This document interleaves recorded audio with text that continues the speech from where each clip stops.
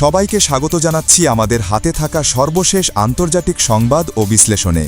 আপনাদের সাথে আছি আমি আমির হামজা।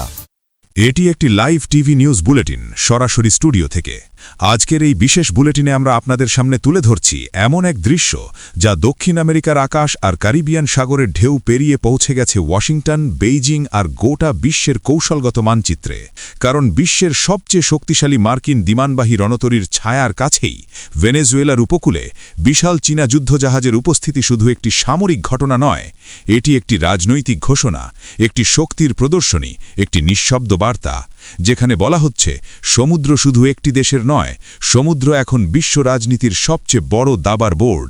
আর এই বোর্ডে চীন নিজের ঘুঁটি এগিয়ে দিয়েছে বহু দূরের ভেনেজুয়েলার পানিতে। যে অঞ্চলকে এতদিন অনেকে বলতো আমেরিকার উঠোন, সেখানে আজ লাল পতাকার প্রতিফলন। আজ চীনের উপস্থিতি মানে কেবল জাহাজ ভাসানো নয়, এটি একটি ভূ রাজনৈতিক সংকেত। কারণ চীন যখন এত দূরে যুদ্ধজাহাজ পাঠায়, তখন সেটি আর সাধারণ নৌমহড়া থাকে না, সেটি হয়ে ওঠে শক্তি মাপার আয়োজন। আর এই শক্তির মূল স্তম্ভ হল চীনের ধ্বংসকারী যুদ্ধজাহাজ, বিশেষ করে টাইপ 055, যাকে সামরিক বিশ্লেষকরা বলেন চীনের সমুদ্র দানব। কারণ এই জাহাজের হৃৎপিণ্ড হল এর বিশাল ভার্টিক্যাল লঞ্চ সিস্টেম, যেখানে একসাথে রাখা যায় বহু ধরনের ক্ষেপণাস্ত্র, আকাশ প্রতিরক্ষা ক্ষেপণাস্ত্র, জাহাজ বিধ্বংসী ক্ষেপণাস্ত্র, স্থলভাগে আঘাত হানার ক্ষেপণাস্ত্র, এমনকি সাবমেরিন বিধ্বংসী অস্ত্র। অর্থাৎ একটিমাত্র জাহাজ থেকে একসাথে আকাশ, সমুদ্র আর স্থলভাগে আঘাত হানার ক্ষমতা, 3 দিক থেকে হামলার শক্তি। আর এই জাহাজের আরেকটি ভয়ঙ্কর দিক হল এর আধুনিক AESA রাডার ব্যবস্থা, যা দূরবর্তী লক্ষ্যবস্তু শনাক্ত করতে পারে, একই সঙ্গে বহু লক্ষ্যবস্তু ট্র্যাক করতে পারে। মানে এই জাহাজ শুধু গুলি ছোড়ে না, এটি চোখ খুলে পুরো আকাশসীমা দেখে, পুরো সমুদ্রপথ নজরে রাখে। তাই ভেনেজুয়েলার মতো এলাকায় এই জাহাজের উপস্থিতি মানে চীন শুধু শক্তিশালী নয়, চীন দেখতে পারে, বুঝতে পারে, হিসাব করতে পারে। আর এই দৃশ্যের পেছনে লুকিয়ে আছে আরেকটি ভয়ঙ্কর স্তর, চীনের সাবমেরিন শক্তি, যেগুলো চোখে দেখা যায় না কিন্তু সমুদ্রের নিচে লুকিয়ে থাকে। টাইপ 093 বা টাইপ 094 ধরনের পারমাণবিক শক্তিচালিত সাবমেরিন, যেগুলো কেবল নৌযান নয়, এগুলো চীনের কৌশলগত প্রতিশোধের অস্ত্র। কারণ এই সাবমেরিন থেকে ছোড়া যেতে পারে হাইপারসনিক ক্ষেপণাস্ত্র, এমন ক্ষেপণাস্ত্র যা শব্দের গতির বহুগুণ দ্রুত চলে, যাকে ট্র্যাক করা পৃথিবীর সবচেয়ে কঠিন কাজগুলোর একটি। মানে যদি কোনো দেশ চীনের উপর বড় আঘাত হানে, তাহলে সমুদ্রের নিচে লুকিয়ে থাকা এই সাবমেরিন থেকে পাল্টা আঘাত আসতে পারে চোখের পলকে। আর এটাই বৈশ্বিক রাজনীতির সবচেয়ে বড় দুশ্চিন্তা, কারণ সাবমেরিন ধরা মানে ছায়াকে ধরার চেষ্টা করা। আর এই শক্তির আরেকটি স্তম্ভ হল চীনের বিমানবাহী রণতরী, বিশেষ করে নতুন ফুজিয়ান ক্যারিয়ার, যা চীনের সবচেয়ে আধুনিক, সবচেয়ে শক্তিশালী ক্যারিয়ার হিসেবে বিবেচিত। প্রায় 70,000 টন ওজনের এই দানবীয় জাহাজ তৈরি করতে খরচ হয়েছে প্রায় $16 বিলিয়ন। এর ওপর বসতে পারে 80 থেকে 100 যুদ্ধবিমান, J-15 ফাইটার জেট, রাডার বিমান, বোমারু বিমান, আর আকাশে ভাসে চীনের আধুনিক হেলিকপ্টার Z-18, যাকে বলা হয় নবম প্রজন্মের মাল্টিমিশন হেলিকপ্টার, যার গতি ঘন্টায় 336 কিলোমিটার, যার পাল্লা প্রায় 900 থেকে 1000 কিলোমিটার, যা বহন করতে পারে ক্রু আর সৈন্য, আর সমুদ্রের ওপর দিয়ে উড়ে সাবমেরিন খুঁজে বের করতে পারে, শত্রু বিমান শনাক্ত করতে পারে।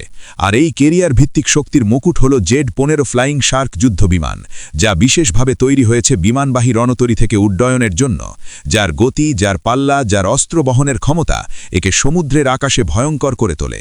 8 টন পর্যন্ত অস্ত্র বহন করতে পারে, আকাশ থেকে আকাশে, আকাশ থেকে স্থলে, জাহাজ বিধ্বংসী ক্ষেপণাস্ত্র, গাইডেড বোমা, সবই বহন করতে পারে। এখন প্রশ্ন উঠছে, চীন কেন এই শক্তির প্রদর্শনী ভেনেজুয়েলার উপকূলে করছে? কেন দক্ষিণ আমেরিকার এই অংশে এত দূর থেকে জাহাজ পাঠানো? এর পেছনে রয়েছে কয়েকটি স্তর। প্রথমত, চীন জানাতে চায় তারা শুধু নিজস্ব অঞ্চলে সীমাবদ্ধ নয়, তারা প্রশান্ত মহাসাগর থেকে ক্যারিবিয়ান পর্যন্ত উপস্থিত হতে পারে। দ্বিতীয়ত, ভেনেজুয়েলা দীর্ঘদিন ধরেই চীনের অর্থনৈতিক ও রাজনৈতিক মিত্র। তেল, বিনিয়োগ, অবকাঠামো, ঋণ সবকিছুতেই বেইজিং আর কারাকাসের সম্পর্ক গভীর। তাই এই সামরিক উপস্থিতি কেবল অস্ত্র নয়, এটি অর্থনীতির পাহারা, এটি কূটনীতির ঢাল।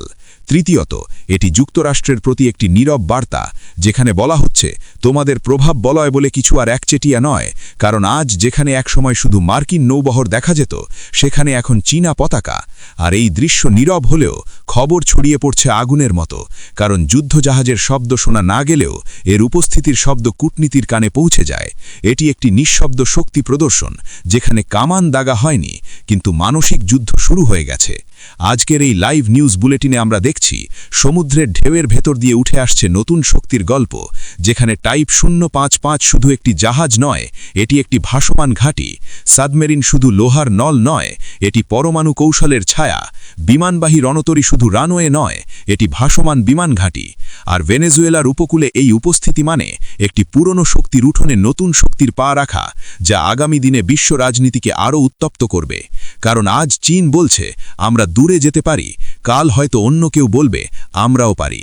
আর এই প্রতিযোগিতার মাঝখানে সমুদ্র হয়ে উঠছে নতুন সীমান্ত, নতুন ফ্রন্টলাইন, নতুন উত্তেজনার কেন্দ্র।